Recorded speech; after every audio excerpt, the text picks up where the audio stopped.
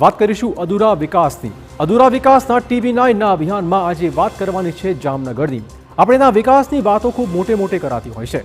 નેતાઓ વિકાસના બણગા ફૂંકતા હોય છે, ત્યારે આ વિકાસની વાતોમાં કેટલો દમ છે તે મુદ્દે TV9એ ઉપાડ્યું છે અભિયાન, જેમાં પ્રજાને થતી હાલાકીને વાચા આપવાનું કામ કરાયું છે. રાજ્યમાં એવા અનેક કામો છે જેમાં ફોટો પડાવવા એક નહીં 2-3 વાર ખાતમુહૂર્ત થઈ જાય, પરંતુ વર્ષો વીતી જાય આમ છતાં કામ ચાલુ થયું જ ન હોય. અને બસ આવું જ કંઈ બન્યું જામનગરમાં, જ્યાં બ્રિજનું ખાતમુહૂર્ત તો કરાયું છે, પરંતુ આજ દિવસ સુધી બ્રિજ બનાવવાનું કામ શરૂ કરાયું જ નથી.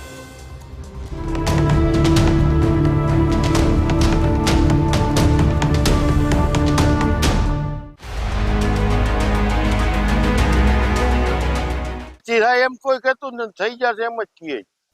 અરે ઓ વહીવટ તંત્ર, સાંભળો છો ને?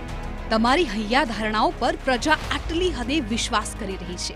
ઘણા માણસોને થઈ અને જૂના નાગના અને નવા નાગનાની સીમ વચ્ચે આ રસ્તો છે, બેઠો પુલ. સાહેબ, આ જનતા જવાબ માંગે છે સાહેબ તમારી પાસે જનતાના સવાલનો જવાબ? અરે સાહેબ, તમે શું જવાબ આપશો? જવાબ તો આ જનતાએ જ આપવો પડે છે, દર વખતની જેમ. સાંભળો.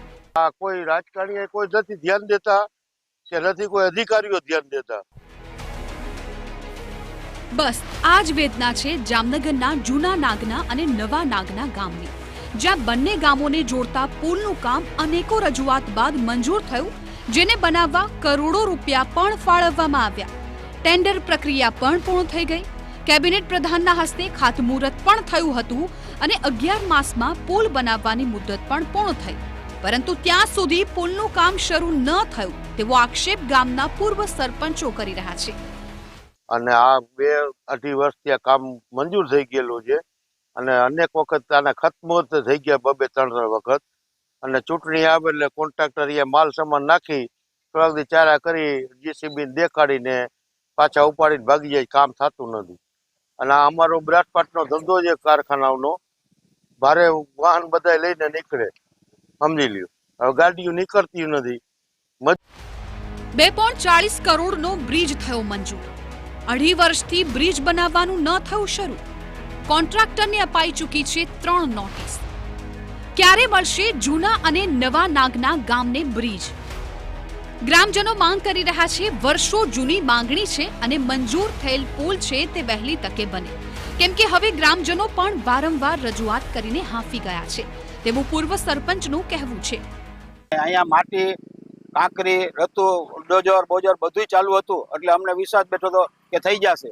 પાણી લોકોએ બંધ કરી દીધું, બધું થઈ ગયું, પણ આ પુલનું કામ કેમ જાતનું અટકાઈ ગયું છે કઈ ખબર નથી પડતી. લોખંડને ભરી ગયા, બધું થઈ ગયું. જો આ પુલ ન થાય તો ઘણા માણસોને થઈ અને જૂના નાગના અને નવા નાગનાની સીમ વચ્ચે આ રસ્તો છે, બેઠો પુલ, તો એ તાત્કાલિક થઈ જાય એવું અમે ઈચ્છીએ છીએ.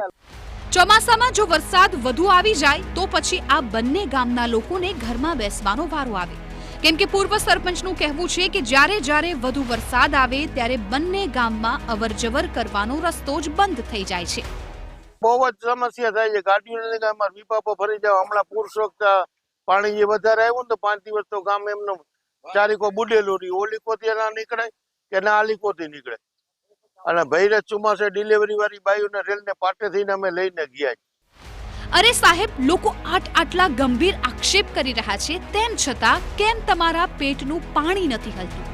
જો કે આ બધા ઇન્ચાર્જ કાર્યપાલક ઇજનેર દાવો કરી રહ્યા છે કે કામની મુદત વધારી કામ પૂર્ણ થાય તેવા પ્રયાસ ચાલુ છે. આ મુદત તો એના કારણો વ્યાજબી હતા. જેને મળવા પાત્ર હશે તો સરકાર શ્રી દ્વારા મંજૂરી કરવામાં આવશે, તો આના એજન્સી દ્વારા કામગીરી હાથ ધરવામાં આવે. અન્યથા આ કામ આ એજન્સી દ્વારા થઈ શકે તેમ ન હોય તો અત્રેથી કાયદેસરની કાર્યવાહી હાથ ધરી અને અલગથી ટેન્ડર પ્રક્રિયા હાથ ધરી ફરીથી શરૂ કરવામાં આવશે.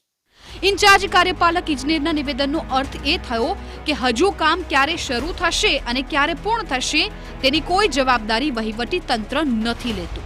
ત્યારે હવે આ સમસ્યાનો અંત ક્યારે આવશે તે લોકોને પણ નથી સમજાતું. દિવ્યેશ વાયડા, TV9, જામનગર.